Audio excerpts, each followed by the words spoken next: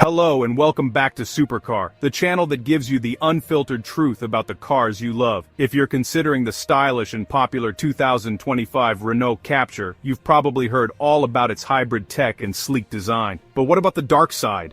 What are the real issues owners are starting to uncover?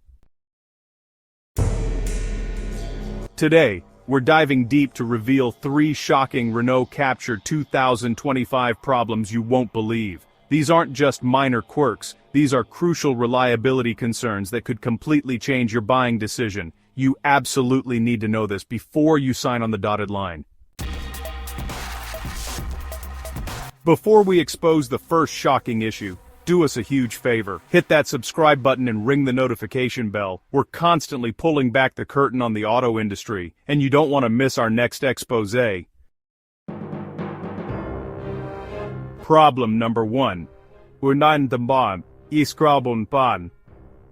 The Gearbox Gamble.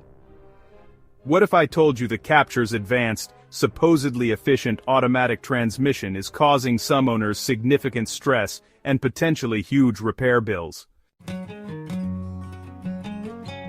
The first major concern revolves around the Captur's automatic transmissions, specifically the EDC, or efficient dual-clutch system, and issues extending even into the newer E-Tech hybrid gearbox. The entire point of a modern dual-clutch transmission is smooth, lightning-fast shifts, and efficiency.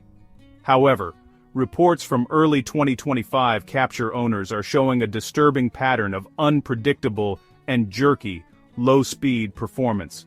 We're talking about hesitation when pulling away, particularly in stop-and-go traffic, and a general lack of smoothness that feels totally unrefined for a brand-new vehicle. For the hybrid E-Tech models, the complexity is even greater.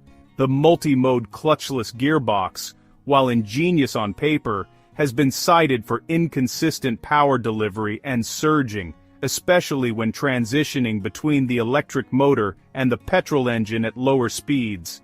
This isn't just a comfort issue. It raises serious long-term reliability questions. In previous generations, EDC clutch and mechatronics failures were some of the most expensive repairs. The big question for the 2025 model is, has Renault truly solved these complex transmission vulnerabilities, or are buyers gambling on an expensive fix down the road?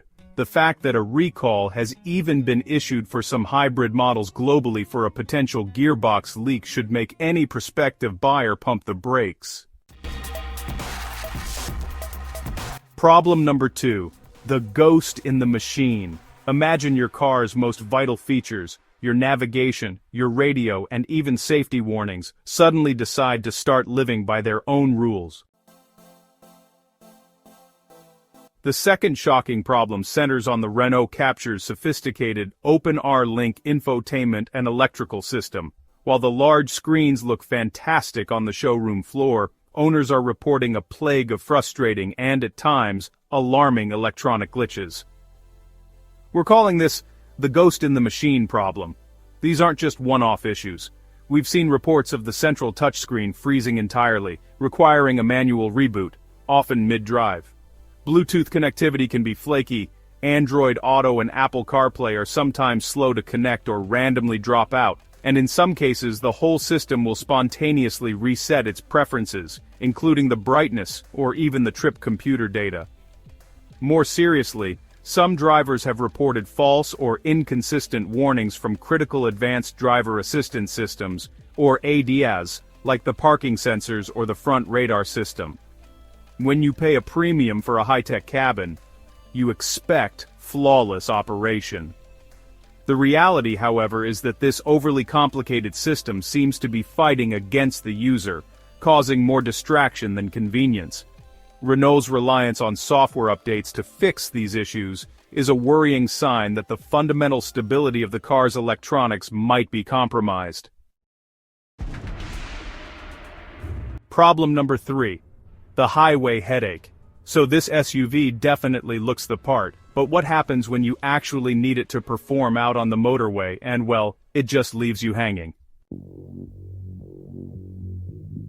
The third and final problem is something you might not discover until you leave the city limits: the underwhelming and inconsistent highway performance, especially with the E-Tech hybrid. The Captur is marketed as a versatile compact SUV, but its behavior at high speeds is, well, surprisingly frustrating.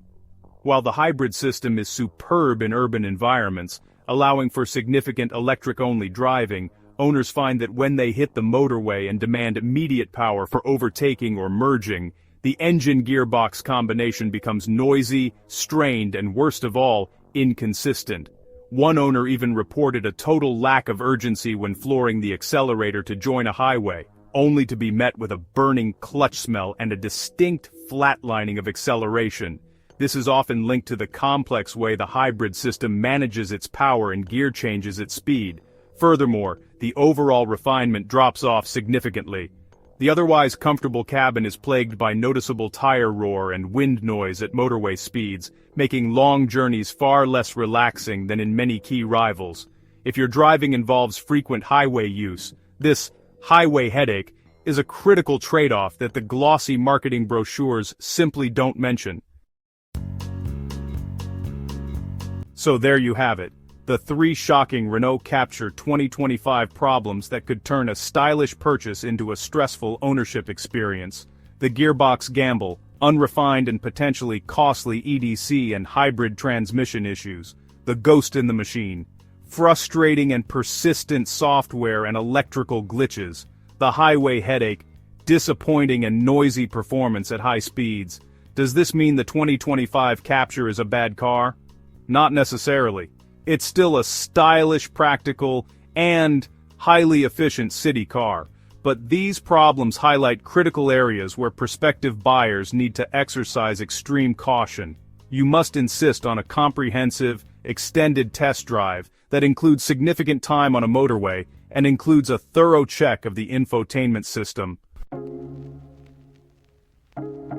Let us know in the comments below, which of these 3 problems would be a deal breaker for you, and if you own a 2025 Captur, share your experiences, good or bad, to help the community.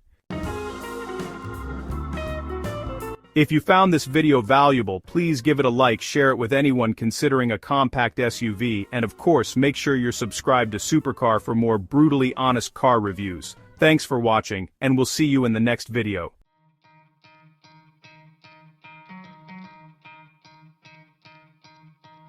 You could try to play it, but